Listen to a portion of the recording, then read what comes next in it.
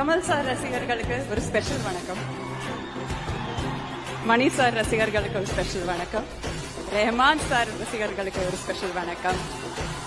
சிம்பு அவர்கள் ரசிகர்களுக்கு ஒரு ஸ்பெஷல் வணக்கம்.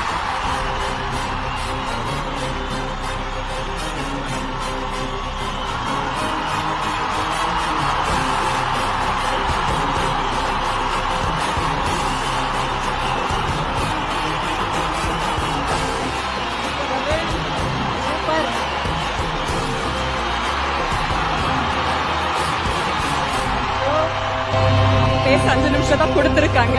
சோ நான் பேசிடுறேன்.